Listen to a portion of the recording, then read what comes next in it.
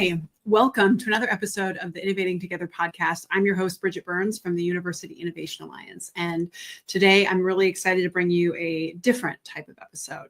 It's going to be a public debate between myself and an investor about whether college is worth it. I'll give a little background about that. But first, I want to share that this is sponsored by Mainstay, which is a public, it's a platform that is a student engagement and retention platform that has been used by countless institutions who have actually been able to use it to address things like summer melt, improving the experience of student, triaging issues that students have in real time, regardless of whether or not your office is open. They are a chatbot provider, but they do so much else. And if you are looking to improve the experience of students on your campus, you should definitely take a look at mainstay.com, because not only will they give you all the different use cases, but they actually have peer-reviewed studies that will show you that it works. Second, it's also sponsored by the Carnegie Corporation of New York, who is a longtime friend of the UIA. We're so grateful for their help. So today, I mentioned, is a unique episode. It features me going into a public debate on a stage with an audience that is, I would say, generally venture capital and ed tech, defending the honor of higher education. So this was, there was a lot on my shoulders for this. I would tell you that what you're about to hear and see was the best I could do that day. I would definitely offer different points now, but here's what I wanted to give as a window behind the scenes. So first, when you're preparing, so this is the Disagreement Podcast, which is a phenomenal podcast that they tee up critical questions in society, and they create a public debate, and they have a very interesting format that, I mean, it felt very spicy. It felt very much like a debate on an issue of public relevance. And they just released the episode. And so we are going to be rebroadcasting that now. What I would also share is that I had no idea going into it what their prep was, but here is a little window.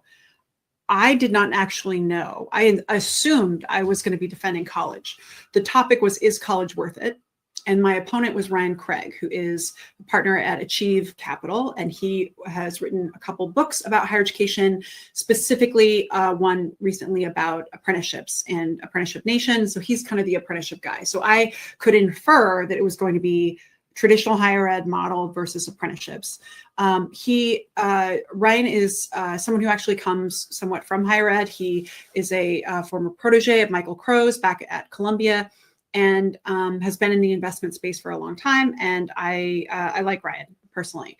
So, but we didn't have a prep call together. We did not speak. There was no, we were not encouraged to talk prior. So there was no prep in that way. We had a brief call with the Disagreement team where they at least laid out the format, but there was no discussion or like, you know, so I was a former competitive high school and college debater. And one of the things you want to do is figure out what the resolution, what is the topic you're going to debate? And then you want to map out the ground. Like, I'm going to argue this much room and you're going to argue for this position. And this is where there's the tension and kind of here's the line.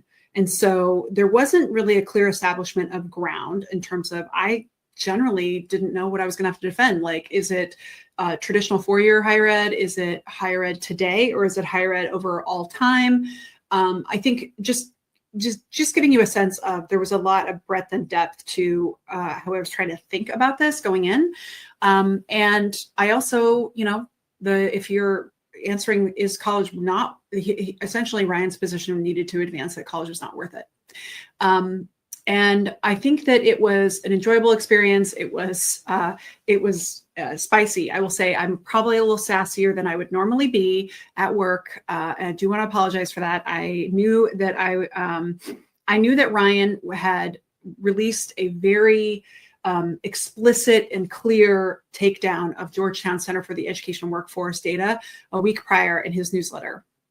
And I read it, and I knew that he had some valid points about that some of that data on economic returns, there has been some change, and also that model is missing how much a student would be earning if they were not in school these are all minor points, but I knew that if I came in and I just did the traditional thing that you do in higher ed, like, you earn $1 million more in your lifetime, it's worth it, and seen, that was not going to be responsive, or really that was probably what they were going to expect me to do. And so I purposely did not make that case. So I just want to let you know that on the front end, that I think if I was you, you'd probably expect that I was going to come in and start with the very traditional points that we make about higher ed. But I tried not to, because I thought that would goad him into ground that he was planning for. And I wanted it to be a fair fight.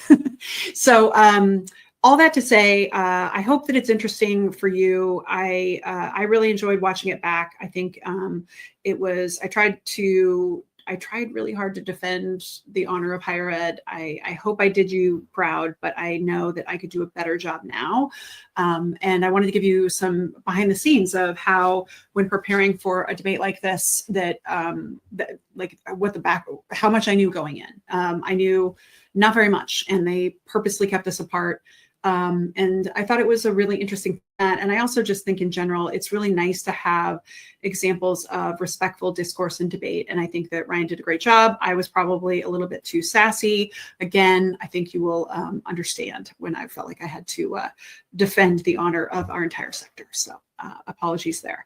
All that to say, this is a product of something that just simply wouldn't exist if you didn't have the ASU+GSV Summit. So if you have never been, I just want to give you my read on this event so you understand the room I'm walking into. The vast majority of the people there are ed tech, K-12, higher ed, ed tech, and venture capital and investors who are trying to find out what investments to make, what companies are solving what problems. And then there is I think a growing group of higher ed folks, but it's still very, very small comparatively. I think it's more than 5,000 people at this conference. I could be wrong. And then there's a larger amount of K-12 folks. And what I love is that Michael Crow, Deborah Quazzo, and Michael Moe, who are the GSV and the ASU, decided that this table needed to exist, this room needed to exist, that you have ed tech out here trying to find problems to solve and prototype their solutions and stand them up. You have venture capital who's trying to figure out what to invest in. And then you have education, K-12 and higher ed, who are the consumers. And if this room didn't exist, if the ASU+GSV Summit didn't exist, these groups would not recognize how interdependent they are. They would often have conversations in silos in a transactional way. And what I like about the ASU+GSV Summit is you do actually get to form relationships with people who have a completely different perspective and background. And I think it is our best chance that the right solutions get funded early in the pipeline, so that when we are showing up as consumers in the marketplace from the higher ed space, that the solutions out there are solving the actual problems that we have. So that's the reason why I think people should go, because I think that it's really important that our interests be represented. And also because then I don't end up with more rooms that were vast majority ed tech and venture capital, which is what I had at this event. So all that to say, I hope you'll consider coming. It is it's a little overwhelming, and don't worry, I have a whole session I do to prep you to go.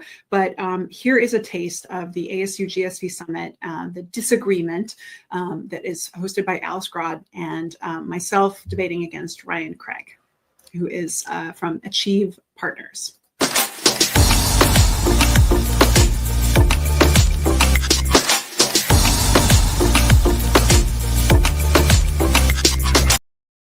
Grodd. I'm the founder of The Disagreement. We are a media company dedicated to enabling healthy, productive conversations across lines of difference. So, clearly a need for that in our current moment, in our current culture. This is going to be a live recording of our podcast. So if you like it and want to listen again, we'll release this in the next week or two. Just quick housekeeping, and then I will introduce our two esteemed disagreeers.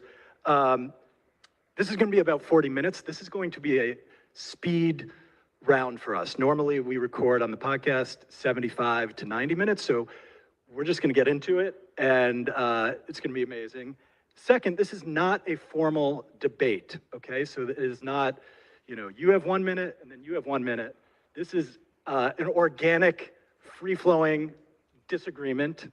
Sort of picture what you would have like, you know, at the corner of a party after a few glasses of wine. That's what we're going to be trying to replicate here.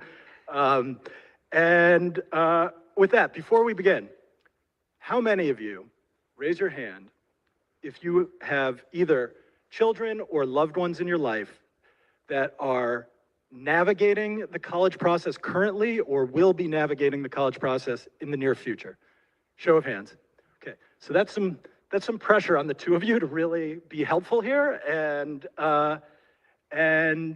here we go. So, our two guests today on the disagreement. Is college worth it? First, Dr. Bridget Burns. Clap it up for Dr. Bridget Burns, please. I'm doing very short bios for both of you. You have, you know, relatively lengthy resumes. So, Dr. Bridget Burns is the founding CEO of the University Innovation Alliance, a consortium of public research universities operating as a national laboratory for student success and innovation. Clap again. Yeah, that's cool. All right. Since 2014, she has helped UIA campuses produce 143,000 additional graduates, increasing the number of low-income graduates by 41% and graduates of color by 89%. All right, yeah, look, a three clapper. We got to get going, so keep it to one or two for Ryan. I don't want any claps. Okay, no claps. Ryan Craig is the managing director at Achieve Partners and was formerly a managing director at University Ventures. He is the author of a number of books, including most recently, Apprentice Nation, How the Earn and Learn Alternative to Higher Education Will Create a Stronger and Fairer America. Okay, one clap, there we go. With that, we are just gonna get right into it. We're gonna start at a high level, and then we'll sort of systematically unpack and flesh out all the arguments. But here we go. Bridget, is college worth it? Well, obviously, I thoroughly believe it is worth it. And I think the real question here is worth it for whom, right? It obviously needs to improve in terms of its ability to turn around really measurable ROI in terms of economic value in the lives of individuals, but we also have to evaluate it collectively. Like, we want to live in a society of educated people because they vote 50% more, they live 7 years longer, they contribute more to society. For every dollar invested in higher education, 4 goes back into the economy, right? Like, they pay more taxes. Like, there's just so much more. Also, more than half of all the actual research happening in society is happening at colleges and universities. So I think for all of us, we're in a better space. College, yes, definitely worth it for society. For the individual, we definitely need to improve and refine. And I also think that college, like, I run a group of I work for a group of institutions who are actively refining, transforming, and improving. So I'm 100% say that we have definitely made missteps in the past, and we can improve upon it. We are doing that work now. There is clearly a need for us to serve people better, more effectively, more efficiently. We need to serve a wider swath of the population. College is no longer just for 18 to 22-year-olds. It has to actually take seriously our responsibility in society about the economic competitiveness of society and the preservation of our democracy.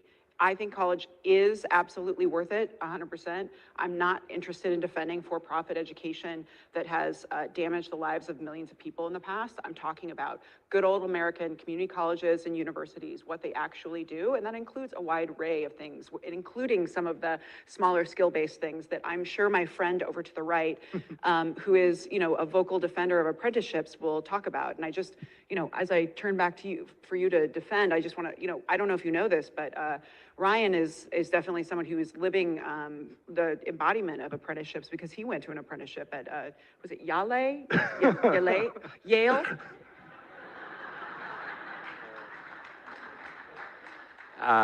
And we're off. Touche, absolutely. Well, I'm going to disagree without being disagreeable.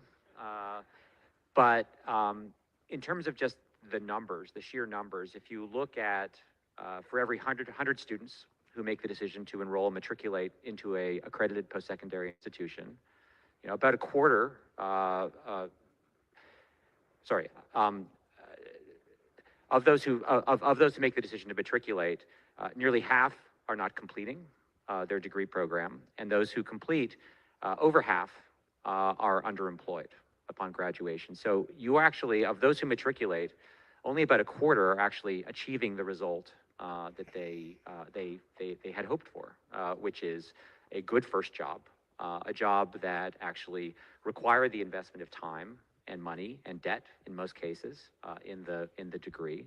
So if you look at it in that way, just the sheer numbers, for most people, it's not worth it, right? If you were to say, like, to take the Rawlsian position. You think they got college? You think that if they tried and they went to college and they didn't actually complete because the institution was not designed around them and because they dropped out, you're saying that is what you're evaluating, is those who went to college and got no degree? Well, right. If they drop out of no degree, I don't believe there are stats on sort of what the employment outcomes are of stopouts and dropouts, but they're not good, and they're worse than those who completed and are underemployed. So it's not working for most. Certainly not working for all. You would agree with that. It's not working for most. So is it worth it as currently constituted, as currently structured? It is not.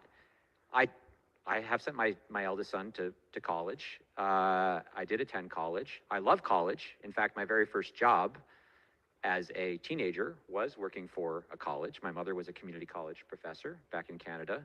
My first job out of law school was working for our mutual mentor, Michael Crow, godfather of this. Which one do you think he's going to like after today? The one who defends the thing he does? Yeah.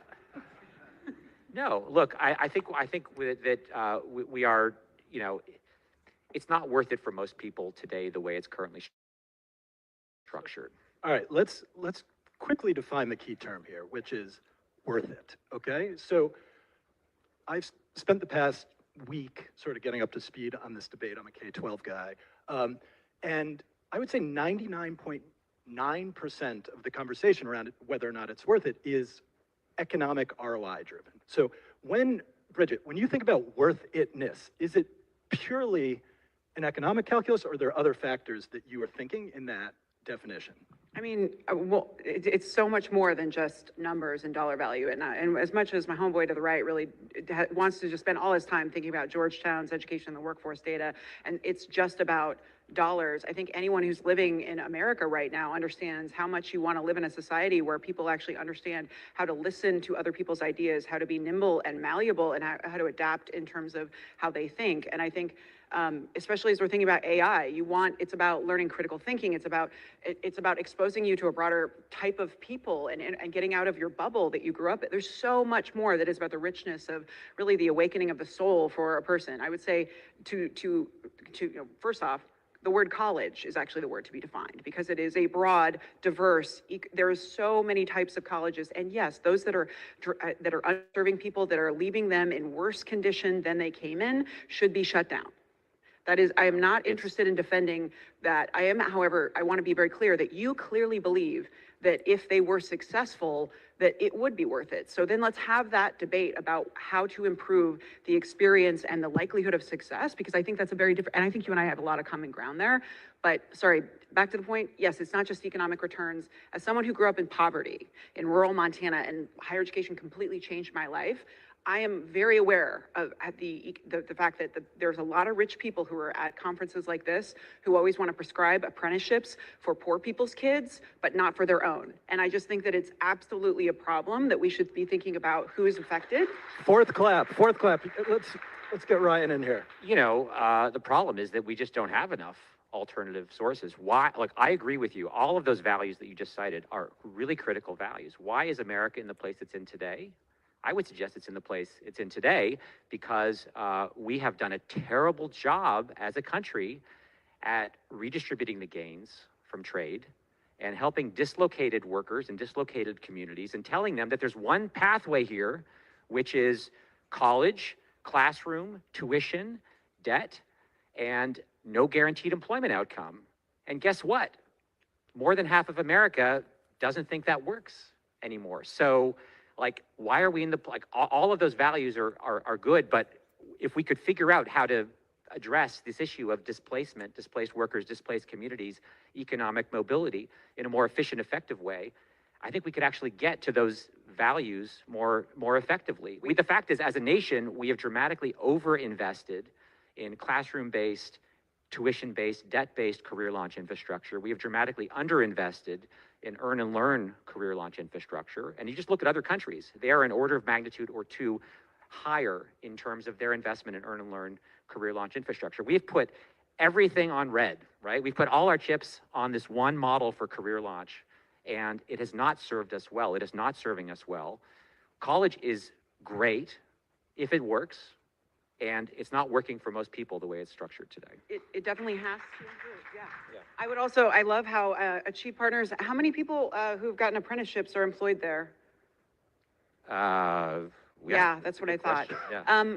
So here's the thing is that I actually think higher education has a role to play in all of this. I work with institutions who are actually talking about pulling, like integrating apprenticeships. There are more dynamic models. I think higher education has to innovate. That's why I work with the most innovative institutions. Those that are not willing to adapt and evolve, then we actually have to talk about consequences. But in the end, you are right and the public is right about the need for ROI. You're talking about on an institution by institution level, and the reality is that it's not black and white like that. The vast majority of institutions have programs that are working actually pretty well right now. And your institutions probably have a dozen programs each that don't work very well. But they continue to run these programs and enroll students in these programs and take tuition from these students and have students take on debt and are generating negative economic outcomes, even from those who graduate. I get what you're talking about, the USC example that everyone keeps trotting out, which is like for a counseling degree that costs so much and has little reward. But it's more of a trope that we trot out. Too. And I would just say, I am not going to defend that behavior, but I do think we have to change the decision-making calculus about what we offer.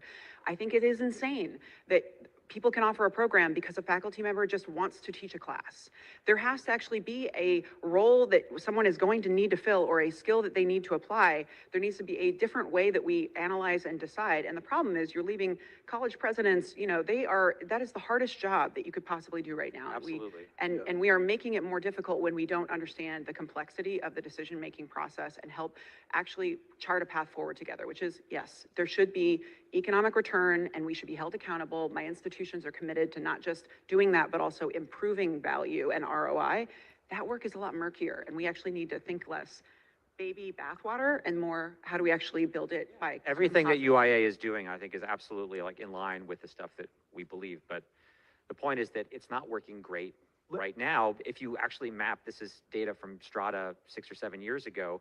If you look at the top 6 most popular majors that students, undergraduates major in when they graduate, and you map those to the top 6 most popular jobs that they take, there is no correlation whatsoever.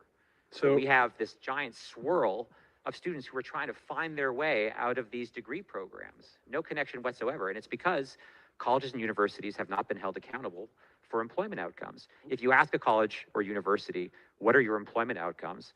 Most of them will say, oh, we survey our graduates 9-12 months after they graduate, and those who respond, 85% inform us that they're either employed or in graduate school, but we have no idea what they're doing. And I don't blame the schools. The government, the funder, and the accreditors aren't making them actually track employment outcomes. Well, hold on one second. Yeah. I just want to crisp this up for the audience.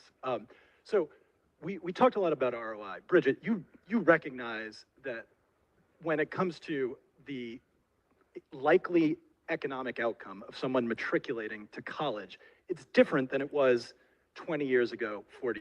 Paul Tuff in the New York Times calls it, going to college used to be like a treasury bond. You were going to get a very clear, safe payout. And now it's like more like a casino, depending on what your major is, whether you finish, what the opportunities, your socioeconomic demographic or racial demographic. So there is an economic ROI issue. I think your position, and I'm just trying to summarize for the audience, is that we should be focusing on reforming the institutions to address those issues. And so you're talking about curriculum, updating curriculum, making it more in line, having better workforce training embedded in the curriculum.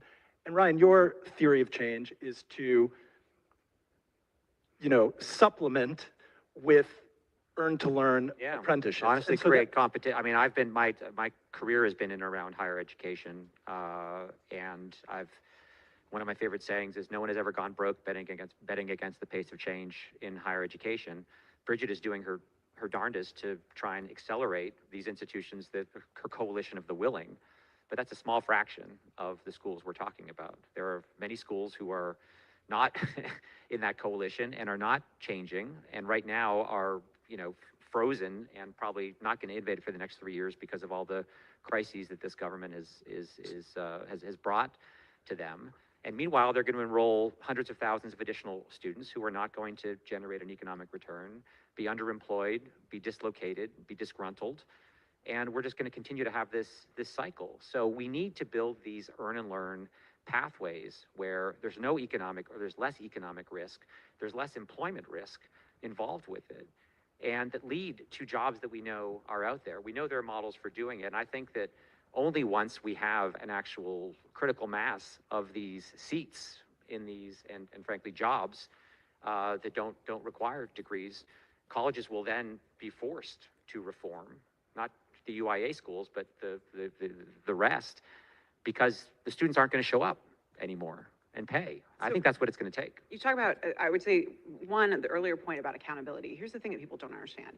It's not necessarily, yes, hold accountable, great. But do you know what they're not accountable for? Like, there's really very little things. There hasn't been an accountability measure put in. That's the problem. I'm supposed to do long-term career outcomes. I'm also supposed to mental health. I'm also supposed to economic development. I'm also teaching and research. I'm also innovation and change. They have to do everything and be everything to everyone. And then you're like, well, but why my one thing over here, which we have not aligned resources around? We don't actually give you money for that. We don't pay for Totally. that. As a country without much of a safety net, and you're familiar with this, Alex, in K-12 schools, we ask our K-12 schools to do 100 different things, and then we blame them for not achieving academic excellence. I agree with that.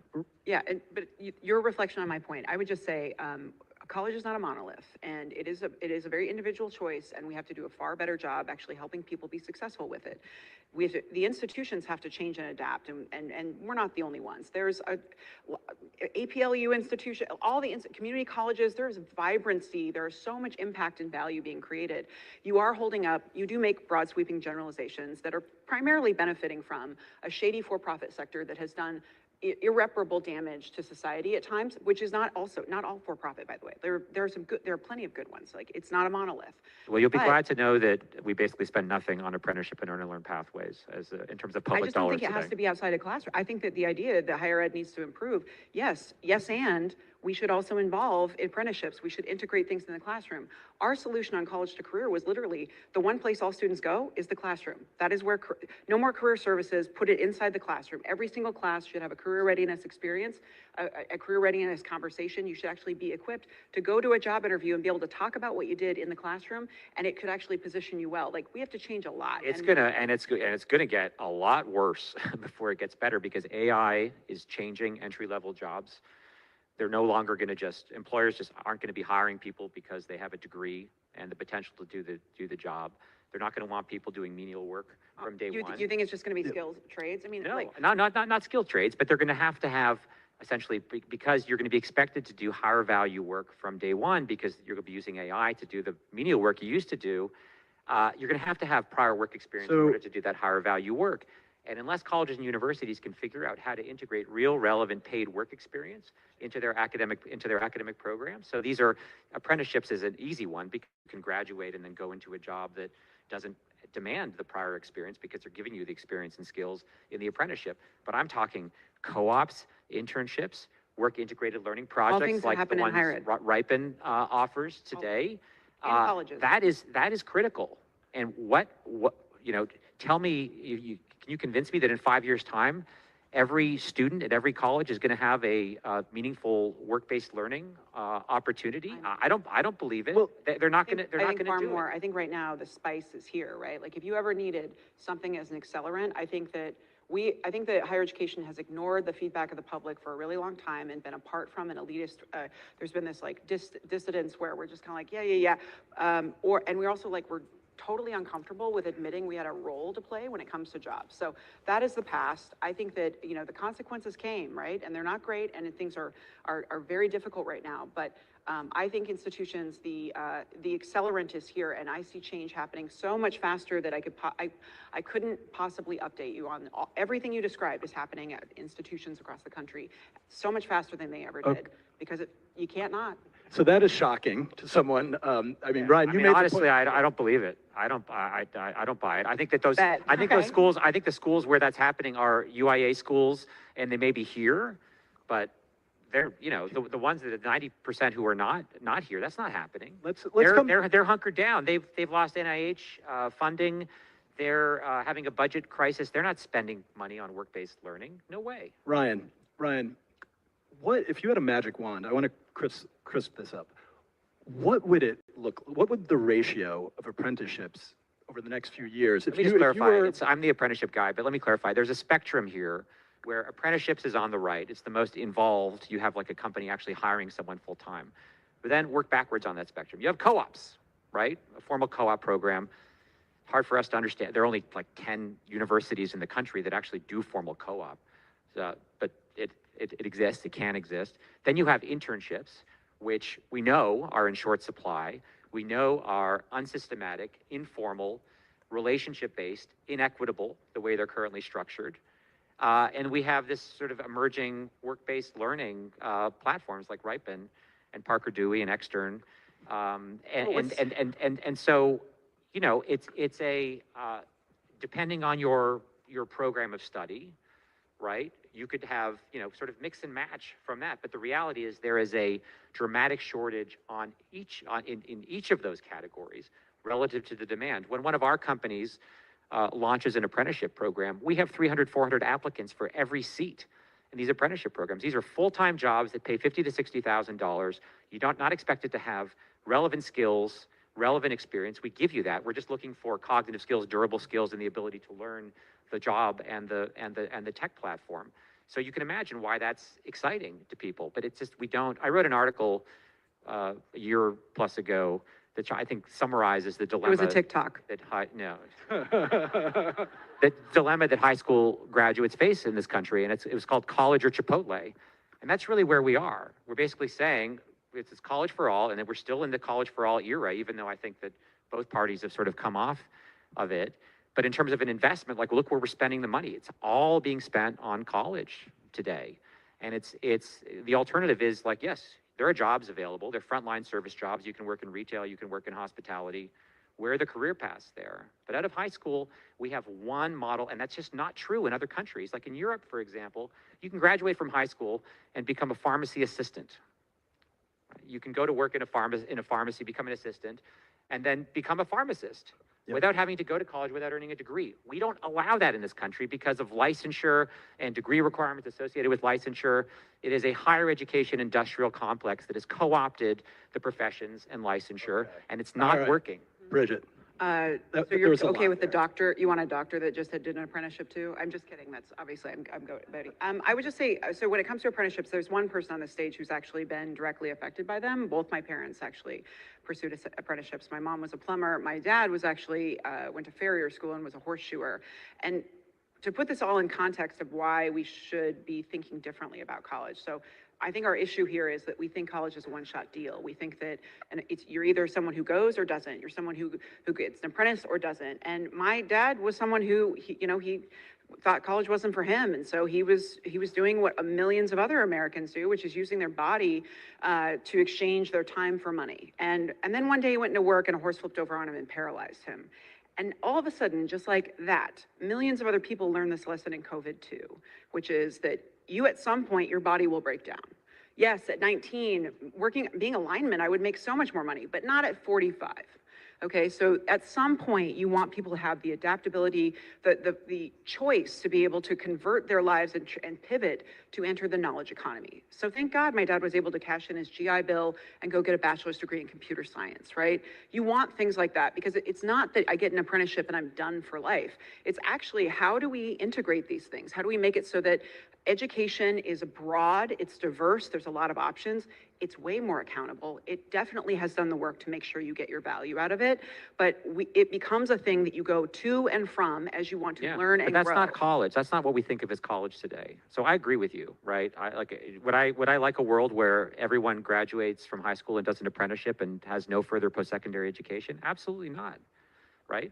Especially with AI, we don't actually know. Totally, everyone, and nobody in their right mind would want that. But the reality is that, you know, what those apprentices are going to need is probably not 4 years of expensive college, right? They're going to probably need a 6 to 9 month program, and then maybe a 2-year program after that. It will be designed for specifically where they are in their career and how they move on and move up and become a manager and executive and so forth, like all of that. And they'll be delivering the same skills, the same capabilities that college ostensibly, purportedly delivers in terms of those critical thinking, problem solving, communication skills. You're missing one skill though, social skills, right? I mean, for many of us, and I think this is relevant. Well, that's a great point. I mean, are social skills better developed in college, or are they better developed actually in work? Well, I think also, let's just be honest, there is a race question that's missing here, which is we know that there are different outcomes, and you look at industries that you can see a vast majority is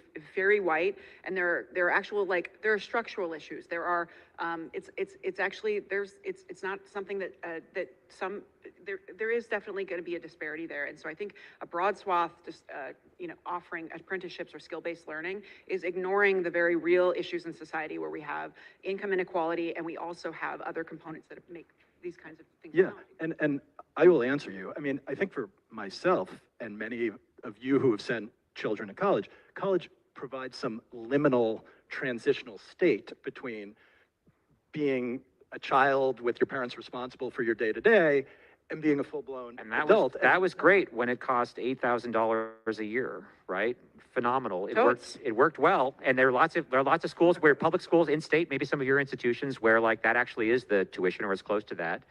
And then you have room and board and so forth. And it's challenging. But the reality is that, for the vast majority, it is not free. They are taking on debt, and there needs to be a return on that investment. And I don't blame colleges and universities. I think that they're doing as good a job as they've ever done at equipping young people with cognitive skills, durable skills, and so forth. The problem, it's not college's fault. The economy has moved away. As I say in my last book, college has been closed for the most part. The economy is very open and is moving rapidly, and digital transformation has changed the economy, changed jobs, specifically changed the entry-level jobs that college grads used to get. And colleges have not kept up. And so now we not only have an affordability crisis, which everyone knows, we have an employability crisis that AI is going to turn into a huge problem. And unless colleges change dramatically, college is not worth it today, on average, for if you take like if you didn't know what your status was in life, right? The John Rawls' original position, right? You're behind a veil of ignorance, and you had to say. Did you learn that during an apprenticeship, John Rawls?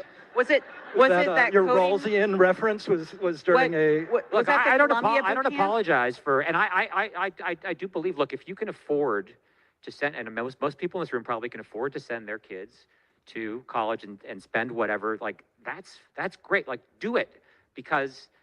Great that your kid does not have to choose like what they want to do, what they want. Like skills-based training apprenticeships are linear, and they may limit your future choices, but that still for many people is a better option than what we have today. Well, I mean, we could go into like skill durability and how the life of a skill. We know that is not nearly the one-size-fits-all solution that you might imply. I do think that we are in violent agreement that we need a lot of options. We need to be better connected to the workforce. I can't tell you the number of times that a college or university has launched a program in direct response because a partnership with an employer, they're like, we want to actually support this, and then all of a sudden, psych, we're going to move out of town. Right. And so they build a program. They invest thousands, if not millions of dollars in a whole entire offering, and then they pull the rug out from under them. So we cannot treat college as this one-time thing. It is not apart from society. It is absolutely the best of who we are if we actually make it deliver on what it needs to. I agree with that. The other is honestly, on the cost thing, yes, it has gone up, but the vast majority of the institutions ignore the Ivy League because they're kind of irrelevant in this conversation. Our institutions actually most institutions are fighting on this issue. They are trying to lower costs. Purdue hasn't raised their tuition in 10 years. Yeah, they have been. There are actual real significant wins out there, and the problem is that we have to ask ourselves who benefits from college, and are we all actually, when it comes to how we fund universities, it's been a piecemeal chipping away at their stability, and over time what you see is defensive way, clinging to try and still provide value, and I don't think it's been as effective as you think, and it could improve, but this is not something they did to us. Let's talk about the bifurcation between, you often reference the top 20 schools that provide a unique value, and then, And where a lot of the research is done, by the way, to your initial point about the. so, I'm going to go with Jefferson here. So he said a long time ago that, it was essential for people to spend some amount of time cultivating the capacity, this is the quote, to judge for themselves what will secure or endanger their freedom, unencumbered from familial authority and the burdens and toil of work. So college, to me 20 years ago, again, it was not about economic ROI. That was important. I was very privileged and lucky, but it was about developing values and ethics and thinking about how to be a citizen. Is that something we should leave to the top 20 top 20 schools or the elite class? Huge problem. But, I've written about how, this is a triage situation, right? The patient is bleeding out on the table, and we need to, focus on the stuff that is, why are we politically and economically and socially where we are today? It's because half the country feels like there's no opportunity for them. We have not been delivering on. They see this promise of, America and the digital economy and so forth, but they're not able to participate in it. Because we haven't created the pathways to it because, up until very recently, the Democratic Party, and college for all, college is the answer, everything. And the reality is that most of those people come from privileged backgrounds and didn't have to worry about the cost, and were able to focus on these issues, which are important. But the patient is bleeding out on the table. We need to stop the bleeding. Who is the patient? The patient is the student, the young person who is, going to have a negative economic outcome from enrolling in college. Oh, no, I think they're going to have a negative economic outcome if they do not enroll in college. The college has to adapt and shift and do a better job supporting them, onboarding them, that's actually true, hold right. themselves accountable in student success. Well, college all of needs that, to change, which but the they are question is, doing. what is it today? Is college worth it today? It's not, It is will worth it college today. be worth it in the future? Unequivocally. That's And not the debate. All the data that you often cite in your newsletter, you're always looking at, I'd love to be able to compete with the boot camp and only have 5 years of data to be held accountable for. Instead, what I'm actually defending is older than the church.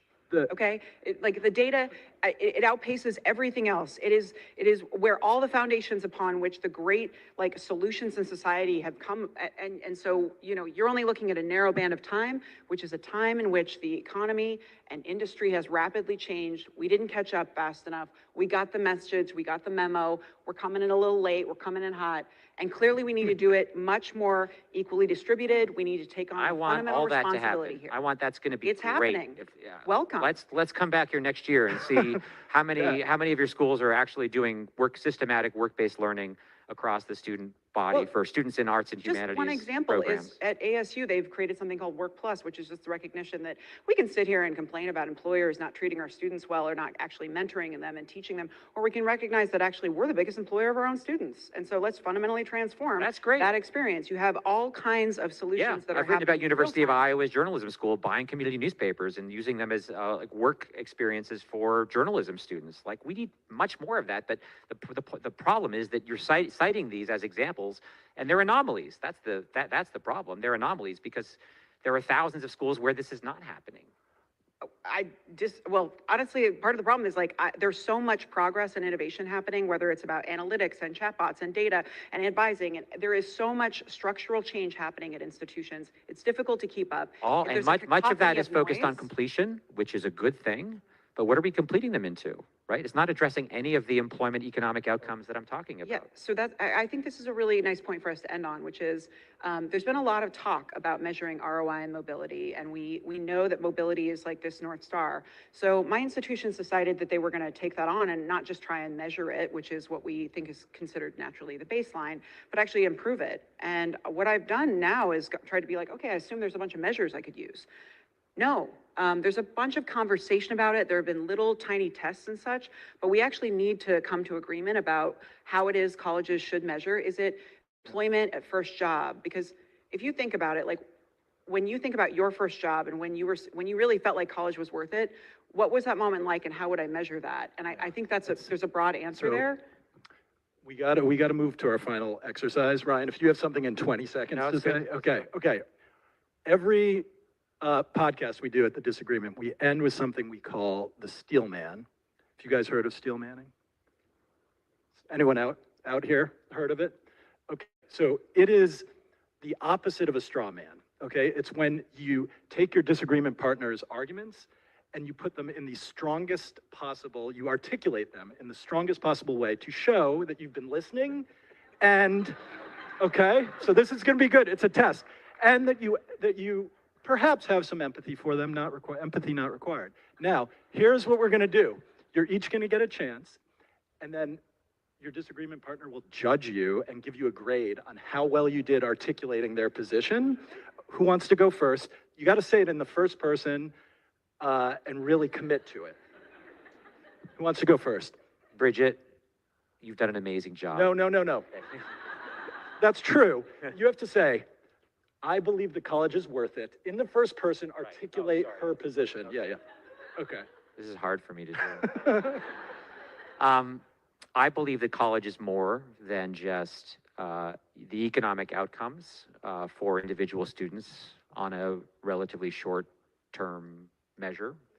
I believe that college has benefits for society, for research and innovation, for citizenship, and that the millions of well-meaning people who are currently engaged in the higher education enterprise are working extremely hard to catch up with economic change and digital transformation and do better in terms of employment outcomes, so we can do even better on those short-term economic outcomes for young people. So to all these people out here considering college, you got to finish it off, please. Please think carefully. So close. That was so uncomfortable. You seemed so deeply uncomfortable. I wanted to hold your hand and be like, Right, are you wait, okay? give him a grade. You got to give him a grade. A through. I give you an A for effort. For effort? No. This is not the Ivy no, League. This is not the Ivy League. You got to give a real grade. Yeah. I mean, like, I wouldn't give you like you wouldn't get a skill-based hire for it.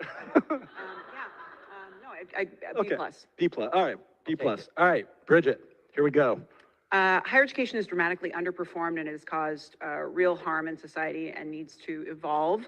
And I think that there are alternative models that I'm not trying to throw everything away, but that you absolutely need to take them seriously. They're going to be an expansive solution that we need to invest in. Instead of this one-size-fits-all approach, we need to recognize the complexity of the future is going to demand a multitude of different approaches. And that is why Achieve Partners is here to invest. All right, great. You got to get that. That was good. That was good. I'm gonna have to pay you for that. That was better than mine, I think. So A minus. what? A minus? Okay. I was a state champion in debate. Yeah, that was good. All right. So before we do the final clap, please make sure, if you enjoyed this, to subscribe to The Disagreement. You can go to thedisagreement.com on your phone, subscribe. We do education, but we also do all topics, politics, culture, you name it. And with that, let's give a huge round of applause to our two debaters for the day. We'll see you here next year with a year's worth of data from Bridget. We'll try to do this again in a year.